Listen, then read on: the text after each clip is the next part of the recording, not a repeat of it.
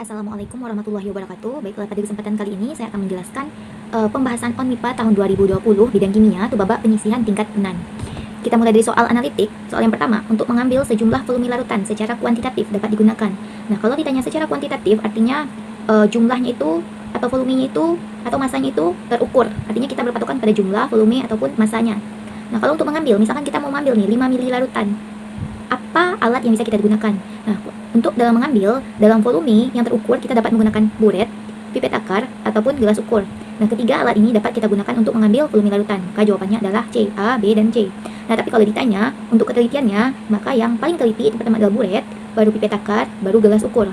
Nah, kalau untuk ketelitian itu kita dapat mengidentifikasinya itu dari jumlah garis-garis yang ada pada alat tersebut. Misalkan pada buret nih ketelitiannya lebih tinggi dibandingkan pada gelas ukur.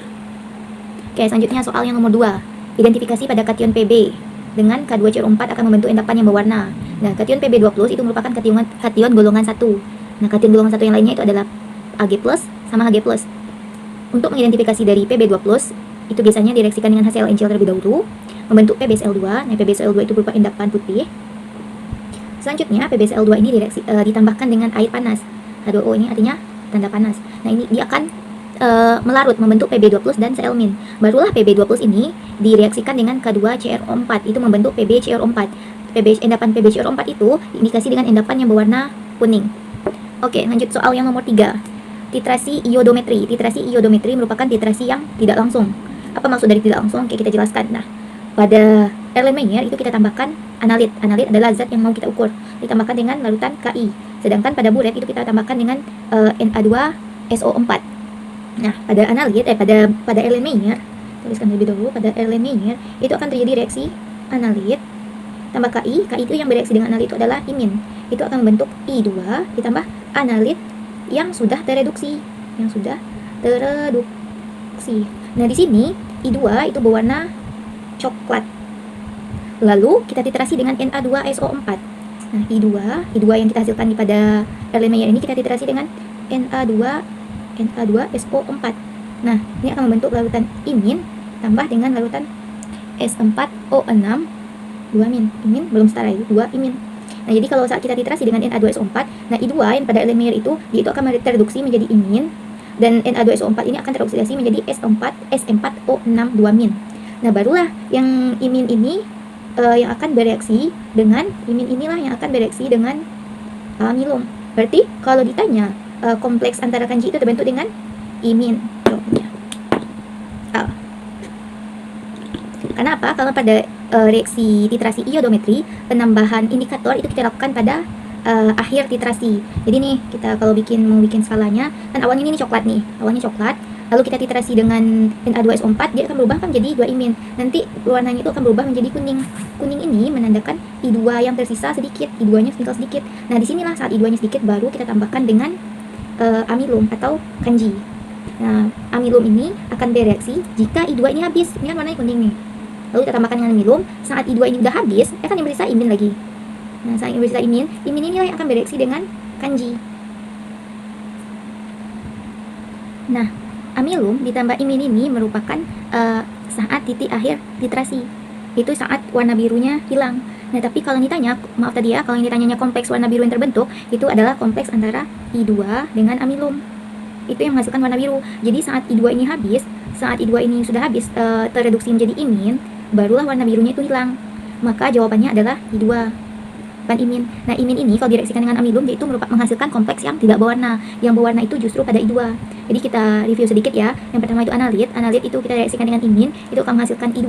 Nah, I2 ini akan dititrasi dengan Na2SO4 menghasilkan 2 imin dan S4O6 2-. Nah, saat kita mentitrasi dengan Na2SO4, saat warna di analit yang awalnya coklat, ini kan coklat ini karena I2. Nah, saat awalnya coklat, saat dia berubah menjadi berwarna kuning, artinya I2-nya tinggal sedikit. Nah, saat ini kita tambahkan amilum. Nah, amilum itu akan bereaksi dengan imin dan dia juga akan bereaksi dengan I2. Saat amilum bereaksi dengan imin itu berwarna bening, tapi saat amilum bereaksi dengan I2 itu berwarna biru tua. Nah, saat I2 ini habis kan lama-lama I2 ini habis karena dititrasi dengan Na2SO4. Dia mengalami reaksi reduksi yang I2-nya. Saat I2 ini semuanya habis menjadi imin, artinya kan tidak ada lagi I2 kan, semuanya sudah habis. Nah, imin yang bereaksi dengan amilum menghasilkan warna bening. Oke, gitu. Oke, selanjutnya kita masuk pada soal yang nomor 4. Oke, jawabannya itu I2 ya. I2 yang membentuk kompleks dengan amilum yang berwarna biru. Oke, selanjutnya pada soal nomor 4, pada analisis gravimetri, analit di dalam sampel harus dapat dirubah menjadi suatu bentuk yang dapat ditimbang berupa. Jawabannya adalah endapan. Jadi kalau pada analisis gravimetri, yang pertama itu kan sampel kita tambahkan dengan reaksi spesifik. Nah, reaksi spesifik itu akan membentuk endapan. Nah, endapan ini disaring, kemudian setelah disaring dikeringkan, nah barulah endapan ini ditimbang. Jawabannya adalah endapan. Oke. Lanjut ke soal yang nomor 5, analisis untuk mencapai kesamaan warna antara larutan sampel dan larutan standar. Oke, kalau kesamaan warna ya kita mulai aja dulu bahas. Pertama, fotometri. Fotometri itu adalah titrasi dengan bantuan foto itu kan cahaya. Nah, jadi kita lakukan titrasi dengan menggunakan titran. Nah, nanti akan yang kita ukur ini adalah absorbansi dari larutan terhadap cahaya. Itu makanya disebut dengan titrasi fotometri. Ini tidak berdasarkan kesamaan warna, tetapi kita ukur ada titrasi itu absorbannya. Oke, yang kedua itu adalah kolorimetri. Kalau kolorimetri ini merupakan berdasarkan persamaan warna. Jadi kita bikin misalkan dalam 2 gelas kimia nih ada standar itu udah kita ketahui konsentrasinya berapa, terus ada juga sampel. Nah, kita bandingkan warna antara sampel dan standar. Ini merupakan metode yang konvensional untuk menentukan konsentrasi dengan membandingkan dari warnanya.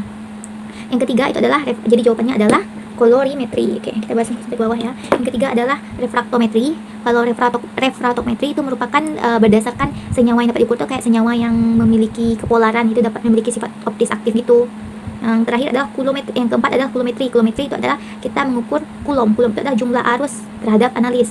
Nah, kalau yang keempat itu adalah spektrofotometri. Spektrum, foto itu cahaya, metri itu pengukuran antara interaksi analit dengan spektrum cahaya atau radiasi cahaya. Oke, jawabannya adalah B. Lanjut ke soal yang nomor 6. Sampel murni sebanyak 0,1809 gram dilarutkan dalam asam dan direduksi menjadi Fe2+. Oke, sampel besi yang pertama masanya itu adalah 0,1809 gram. Katanya Fe2+ direduksi menjadi sampel Fe direduksi menjadi Fe2+. Sampel Fe kan awalnya kan padat nih 0,18 gram. Nah, ditambahkan dengan asam, kita bikin aja asam nitrat plus ya. Itu akan menjadi Fe2+. Kita nggak terlalu berpatokan pada awal ini, nggak terlalu fokus banget. Yang penting itu saat dia direaksikan dengan senyawa yang dititrasinya itu, baru kita titrasi dengan Ce4+. Oke, kita direaksikan dengan Ce4+. Yang Fe2+ ini kita direaksikan dengan Ce4+. Ini adalah reaksi yang udah umum ya. Fe2+ itu akan teroksidasi menjadi Fe3+, dan Ce4+ akan tereduksi menjadi Ce3+. Oke, jadi di sini mol yang digunakan oleh Fe2+ itu akan sama dengan mol yang digunakan pada Ce4+. Nah, dengan kita mengetahui mol dari Ce4+, kita dapat tahu berapa mol dari Fe2+. Nah, di sini larutan diteresi dengan 31,33 ml. Kita buat terlebih dahulu. Mol Fe2+ itu akan sama dengan mol Ce4+. Mol Fe2+ bisa kita cari, bisa, ini kan ada masanya, terus ada juga MR-nya. Mol apa? Massa per MR. 0,1809 gram dibagi dengan 56 gram per mol. 0,1809 dibagi dengan 56. Jawabnya itu adalah 3,23 kali 10 min 3 mol dari Ce4+. Nah, kalau kita udah tahu mol, terus juga volumenya kita juga diketahui 31,33 ml, maka untuk menentukan konsentrasi itu mudah aja. Konsentrasi itu kan sama dengan mol per volume. Molnya udah kita ketahui 3,23 kali 10 min 3 mol. Volumenya masih dalam mililiter, kita ubah ke liter. 31,33 ml itu diubah ke liter bagi 1000. Nah, selanjutnya kita dibagi dengan 31,33. Ini kan dalam bentuk, kita kan mintanya kan molaritas kan mol per liter, makanya kita ubah dari mili menjadi liter. Jawabannya adalah 0,103. Apa jawabannya? 0,103 ini. Jawabannya 6. Oke, selanjutnya nomor 7. Analisis spektrofotometri di daerah tampak biasanya digunakan untuk analisis. Daerah tampak itu adalah spektrofotometri UV phase. Nah, kalau untuk UV phase, kalau kita mau analisis kualitatif, nah itu tuh kita cuma bisa menentukan apakah dia berkonjugasi atau tidak. Nah, berkonjugasi atau tidaknya kita lihat dari pada panjang gelombang itu lebih dari 250 nanometer.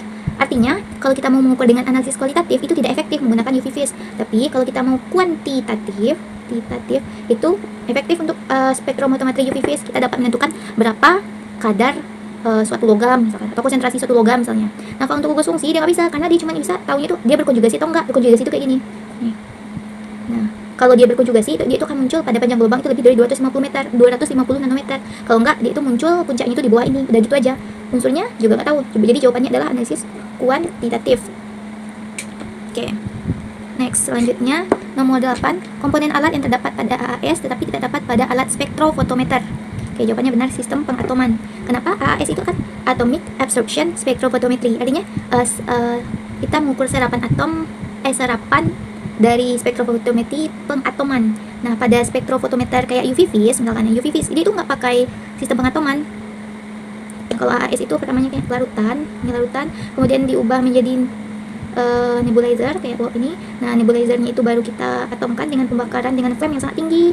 Nanti akan menghasilkan atom netral. Nah, atom netral ini ditembak dengan sinar, barulah atom ini menyerap sinar dan kemudian mengemisikannya. Sementara kalau pada UV-Vis, ini sampel langsung aja ditembak dengan sinar monokrom atom, lalu melalui celah terlebih dahulu, dipusatkan. Nah, baru langsung aja ke detektor gitu. Dia nggak pakai sistem pengatoman. Oke, jawabannya benar, sistem pengatoman. Selanjutnya nomor 9, untuk menentukan konsentrasi suatu analit dalam sampel dapat digunakan metode. Oke, yang pertama itu adalah standar tunggal. Maksudnya standar tunggal itu apa? Yang pertama ada satu sampel, ada satu standar. Nah, kita ukur sampelnya, kita ukur standarnya, dapat hasilnya, misalnya ini absorbannya ini berapa, misalnya ini absorbannya juga berapa. Ini maksudnya itu ya, sampel dan standar itu senyawa yang sama. Nah, kita bandingkan. Standarnya udah kita ketahui terlebih dahulu konsentrasinya. Jadi kita menentukan standarnya itu dengan membandingkan dengan pengukuran dari sampel. Pengukurannya itu terpisah, satu sampel satu standar. Ini itu yang maksud dengan standar tunggal. Kalau standar adisi, maksudnya itu adalah yang pertama satu sampel, kita ukur terlebih dahulu absorbannya atau apalah. Misalnya ini kita anggap absorban, bisa juga kayak puncak arus, tergantung apa yang mau kita ukur. Nah, misalnya standar adisi, kemudian sampel yang udah kita ukur absorbannya itu kita tambahkan dengan standar. Kita tambahkan ya dalam satu volume. Awalnya masukkan sampel, nah kemudian masukkan standar, baru kita ukur absorbannya. Lalu kita bandingkan sampel dengan standar, sampel sama standar kita ukur. Yang ketiga itu adalah kalibrasi standar. Nah, kalau kalibrasi standar itu kita kalibrasi, tahu ya, kalibrasi itu kita bikin kayak kurva gitu. Artinya kita bikin terlebih dahulu standar, misalkan dengan konsentrasi misalkan 2 ppm, misalkan 4 ppm, 6 ppm. Nah, kemudian kita dapat regresinya Y sama dengan tambah BX. Nah, barulah kita ukur sampel lagi. Nah, kita ukur sampel, kita bandingkan terhadap nilai regresi yang kita dapat. Nah, baru kita tahu konsentrasinya. Artinya, ketiganya metode ini dapat digunakan dalam mengukur konsentrasi suatu analit. Jadi jawabannya adalah C. Oke, selanjutnya metode kromatografi dapat dilakukan untuk analisis kualitatif dan kuantitatif. Parameter yang berperan dalam analisis kualitatif adalah, kalau kualitatif itu artinya adalah jenis senyawa yang mau kita tentukan. Kalau kuantitatif adalah konsentrasinya, jumlahnya, kayak gitu. Kalau ditanya kualitatif adalah jenis senyawanya yang parameternya adalah waktu retensi. Nah, ini kan kalau di metode kromatografi ini ada waktu retensi, kemudian ini ada untuk mengukur tinggi puncaknya atau intensitasnya, ini adalah waktu retensi. Iya, RT kalau salah. TR kalau salah. TR, waktu retensi itu TR. Nah, ini misalkan ada puncak nih 1, 2, 3 ini. Nah, jadi tiap puncak yang awalnya keluar itu menentukan jenis senyawanya. Tapi kalau untuk kuantitatif, nah kuantitatif itu barulah dari luas puncaknya ini, luasnya ini. Kuantitatif kita dapat menentukan konsentrasinya misalnya berdasarkan luasnya. Tapi kalau kayak jumlah plat teori, kemudian daya pisah ini disebut dengan resolusi, kemudian tinggi plat teori, itu adalah untuk menentukan bagus atau enggaknya pengukuran kita. Misalkan resolusi itu daya pisahnya bagus itu antara rentang 1,5 misalkan. Tapi kalau di atas 1,5 kromatogram yang kita dapatkan artinya analisis kita nggak bagus. Nah, bisa kita atur lagi pada alatnya. Kemudian jumlah plat teoritis itu artinya semakin tinggi jumlah plat teoritis yang kita dapat itu semakin bagus. Kemudian HETP itu semakin rendahnya HETP itu semakin bagus. Tapi kalau untuk analisis kuantitatif sama kualitatif itu adalah yang kita fokuskan luas puncak sama waktu retensi. Waktu retensi untuk kualitatif, luas puncak untuk kuantitatif. Oke, selanjutnya nomor 11. Perlakuan terhadap 0,4 gram sampel KCl yang tidak murni dengan AgNO3 berlebih menghasilkan. Oke, ini kita pakai spektro. Apa sih namanya itu? Yang nah, saya lupa namanya apa. Intinya kan gram KCl. Intinya gram KCl. Ini tanya apa nih? Yang ditanya gram KCl murninya itu dalam sampel. Oke, di dalam sampel kita reaksikan dengan yang pertama kita reaksikan KCl yang tidak murni. Ini KCl tidak murni, biasanya ada kandungan pengotornya, kayak ada kandungan ACl atau pengotor yang lain, nggak murni KCl aja. Direaksikan dengan AgNO3. Otomatis akan membentuk AgCl. AgCl sama NO3 sama KNO3. Kita lupa namanya, Ag-nya udah 1, NO3-nya 1, K-nya 1, L-nya 1 udah seimbang. Artinya jumlah mol KCl itu sama dengan jumlah mol AgCl kalau dia udah seimbang. Kuncinya itu mol KCl itu sama dengan mol AgCl. Nah, lanjut aja kita masuk ya. Berapa gram KCl? Yang kita diketahui di sini adalah gram AgCl 0,7332 gram. Sempit kayaknya, di bawah kita bikin. Gram KCl. Dan diketahui 0,7332 gram dari AgCl. Nah, kata kuncinya di sini mol AgCl, Ag 108, Cl 35,5, 108 tambah 35,5, 143,5 itu mR untuk AgCl, gram AgCl untuk 1 mol AgCl. Nah, di sini kata kuncinya mol AgCl sama dengan mol KCl. 1 mol AgCl itu sama dengan 1 mol KCl. 1 mol KCl. Nah, cari mR-nya.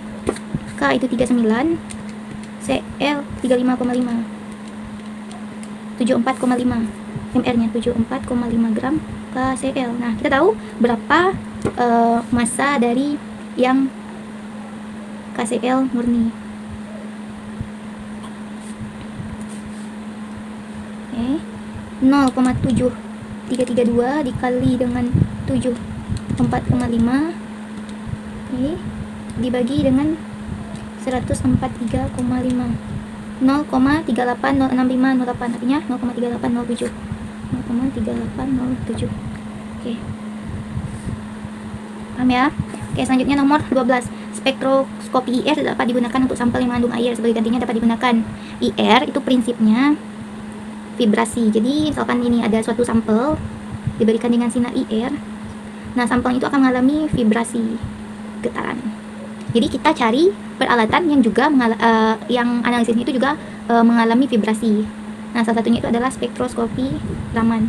Bedanya Raman sama IR itu cuman kalau IR dia itu serapan, modusnya itu juga vibrasi. Nah, tapi kalau Raman itu saat ditembakkan sinarnya juga sinar IR, ditembakkan sinar IR ke dalam sampel, itu sampelnya mengalami scattering atau penghamburan. Tapi modusnya juga vibrasi. Sampelnya itu atau molekulnya itu mengalami vibrasi atau getaran. Nah, kenapa nih IR tidak bisa digunakan untuk sampel mengandung air? Hal ini karena pada IR itu kuvetnya itu terbuat dari garam, itu kuvet garam. Jadi kalau ditambahkan air, sifat garam tahulah kan ditambahkan air, nanti keakuratan dari sampelnya itu akan berubah. Karena apa? Karena air itu akan mengionisasi dari kuvetnya itu. Jawabannya adalah spektroskopi Raman. Oke, lanjut nomor 13. Analit yang bisa dianalisis dengan metode elektroanalisis. Oke. Selanjutnya, sebelum kita bahas tentang analitnya, mau dijelaskan sedikit. Elektroanalisis itu adalah analisis terhadap suatu analit berdasarkan sifat listriknya. Nah, elektroanalisis ada kulometri, kulom. Kemudian ada voltametri, ada potensiometri. Jenis-jenisnya ya, ini bagian besarnya. Kemudian apa lagi? Ada elektrografimetri, ada konduktometri. Jadi kita bahas ini aja yang umum-umum aja dulu. Sama kulometri, voltametri. Kalau kulometri itu pengukuran berapa kulom jumlah muatan listrik yang digunakan untuk mengubah bilangan oksidasi dari suatu senyawa. Nah, voltametri itu juga sama untuk mengoksidasi. Potensiometri itu kita mengukur potensialnya. Elektrografimetri itu berapa jumlah arus yang dibutuhkan untuk dapat grafimetri itu pengendapan, untuk dapat mengendap. Konduktometri yang kita ukur konduktansinya. Pertanyaannya adalah analit yang bisa dianalisis dengan metode elektroanalisis adalah, nah, pada kulometri anion bisa dianalisis, kation bisa dianalisis. Voltametri juga, intinya pada senyawa ini berdua ini adalah senyawanya itu bisa mengalami oksidasi atau mengalami reduksi. Kemudian larutan elektrolit, artinya larutan yang dapat menghantarkan arus. Pada konduktometri itu disyaratkan itu adalah larutan yang harus bisa menghantarkan arus, itu larutan elektrolit. Nah, selain ini tidak diwajibkan dapat mengantarkan arus. Berarti jawabannya adalah kation bisa, anion bisa, elektrolit bisa. Jawabannya adalah E. Oke, jawabannya E.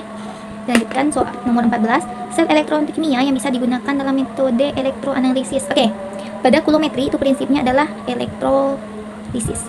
Pada voltametri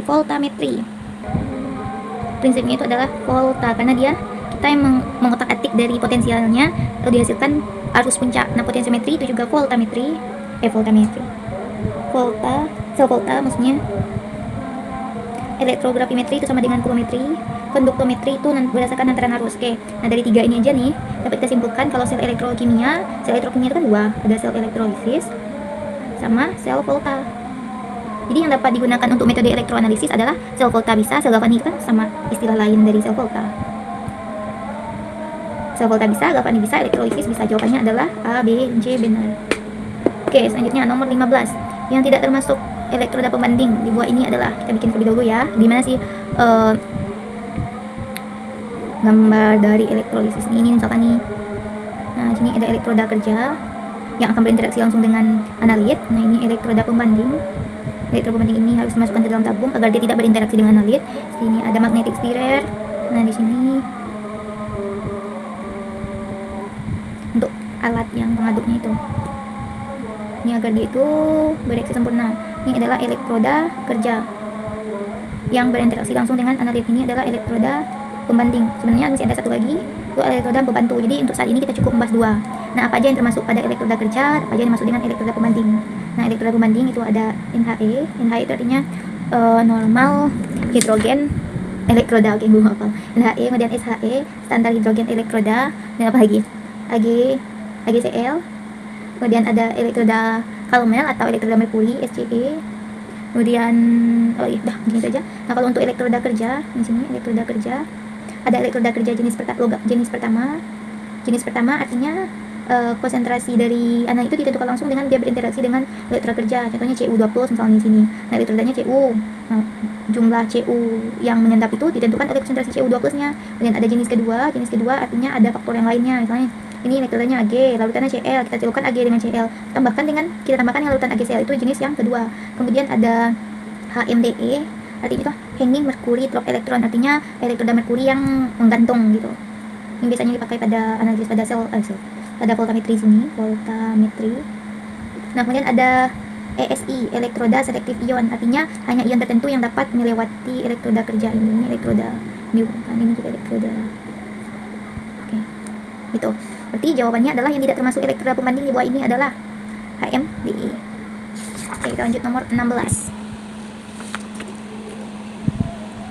Ditentukan dengan AAS. Kalau perhitungan dengan AAS, kemudian UV-Vis. Nah, kalau ada perhitungan, fokus kita itu langsung aja kepada hukum Lambert-Beer. Oke, di sini katanya kan sebanyak 1 mili sampel diencerkan menjadi 100 mili, dapat absorbannya. Kemudian ada standar yang mengandung ini, ada juga absorbannya. Ini merupakan metode standar tunggal karena diukur satu-satu seperti yang tadi dijelaskan sebelumnya. Nah, diukur satu-satu. Nah, dari hukum Lambert-Beer tahu kan? A itu sama dengan permeabilitas dikali panjang kuvet kemudian kali konsentrasi. Nah, ini karena ini nilai antara sampel dengan standar itu sama, ini bisa jadikan sebuah tetapan. A itu sama dengan K dikali C. C ini konsentrasi. Nah, kita untuk larutan standar kita cari nilai K dari absorbansi dan konsentrasi dari standar. Standar, oke. Nilai K dari sampel itu akan sama dengan nilai K pada standar karena dia itu kan menggunakan kuvet yang sama. B itu kan tebal kuvet, soalnya kuvet nih. Nah, tebalnya ini yang nilai B. A itu permeabilitas molarnya untuk larutan standar, oke. A sama dengan K dikali C. Absorbansinya itu 0,187. Konsentrasinya 2 kali 10 pangkat min 5 kayaknya, min 5 molar. Maka nilai K-nya adalah 187 dibagi 2 dikali 10 pangkat min 9.350 ini nilai K-nya. Berarti kalau untuk mencari konsentrasi dari standar untuk sampel A itu sama dengan K dikali C. Sampel sebanyak 1 mili diencerkan menjadi 1 mili, absorbansinya itu 0,125. Nilai K, ingat kalau kita menggunakan kuvet yang sama, sampel yang maksudnya itu jenis senyawa yang sama, maka nilai permeabilitas molar dan B-nya akan sama. 93500. Kemudian C, konsentrasinya ini mau kita cari. Maka C sama dengan 0,125 dibagi 9350. Konsentrasinya itu 1,34 kali 10 min 5 molar. Oke. 1,34 kali 10 min 5 molar. Ini jawabannya D. Soal nomor 17. Untuk menentukan kandungan logam dalam suatu sampel dapat digunakan dengan metode kecuali kandungan logam ya. Kandungan logam.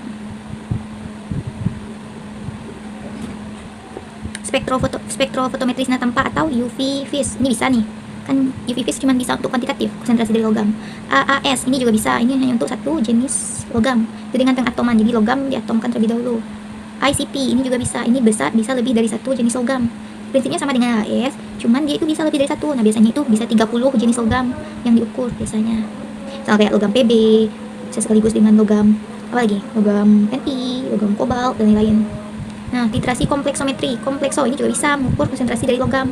Bahkan kayak konsentrasi Ag berapa diresikan dengan titrannya SCN, itu Ag SCN ini juga bisa. Yang nggak bisa itu adalah inframerah. Nah, inframerah ini atau IR itu biasanya digunakan untuk menganalisis secara kualitatif. Itu adalah apa gugus fungsi dari suatu senyawa.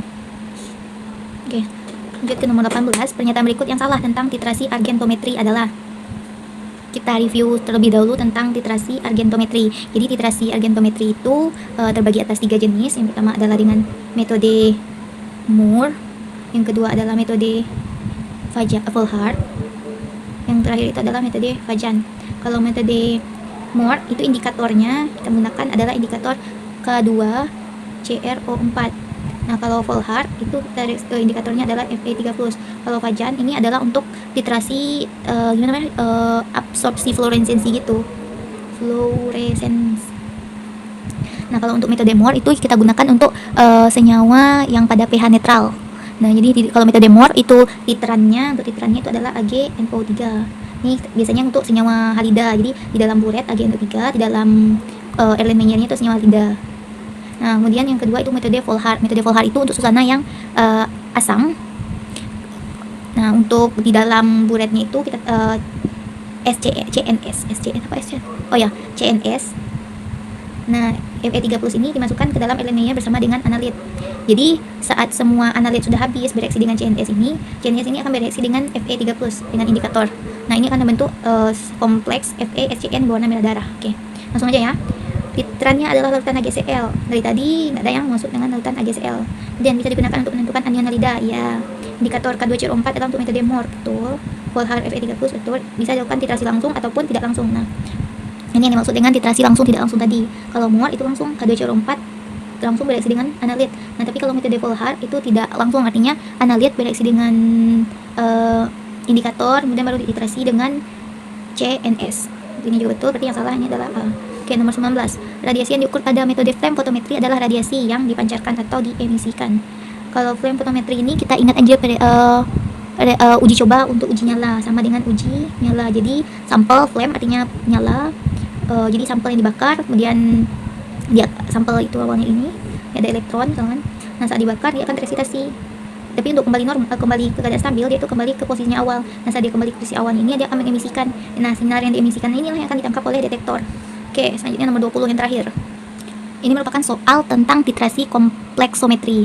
Hal yang memudahkan nih dalam titrasi kompleksometri adalah mol EDTA itu yang dipakai itu kan sebanding dengan mol dari sampelnya itu. Jadi kita bisa pakai cara langsung aja. Yang pertama kita cari terlebih dahulu berapa mol etanya. Mol etanya itu adalah 21,27 ml dikali dengan 0,01645 mol per liter. Oke, 1 liter adalah 1000 ml. Bisa coret, ini coret. 21,27 kali dengan 0,01645 bagi 1000. 3,49 kali 10 pangkat min 4 mol. Seperti yang disebutkan tadi, kelebihan dari titrasi kompleksometri, mol dari eta itu akan sebanding dengan mol Zn. Artinya mol dari eta itu sama dengan mol dari Zn2+. Makanya kalau kita menentukan mol dari yang tadi kan sini apa? Tentukanlah persen Zn dalam sampel tersebut. Udah kita cari terlebih dahulu adalah massa dari Zn di dalam sampel, gramnya. Nih, kita sama 3,49 kali 10 min 4 mol dari Zn kali 1 mol Zn2+ itu akan sama dengan 1 mol Zn dikali 1 mol Zn itu sama dengan Zn MP-nya berapa? 65 gram ya, 65 gram. 3,49 itu dikali dengan 65. 0,23 gram. Nah, ini adalah untuk massa dari ZNA di dalam sampel. Kalau yang ditanya itu adalah persen ZN-nya itu. Ini kan massanya baru. Ditanya persen. Jadi berapa persen ZN dalam sampel? Dan jawabannya adalah 0,023 gram ZN di dalam sampel tersebut. Kita bagi dengan massa sampel yang tidak murninya itu 0,7 0,07556 gram sampel Zn yang tidak murni kali 100%. 0,027 yang dibagi dengan yang ini 0,7556 kali 100. Jawabannya adalah 3,009%. Maka jawabannya adalah 0,09.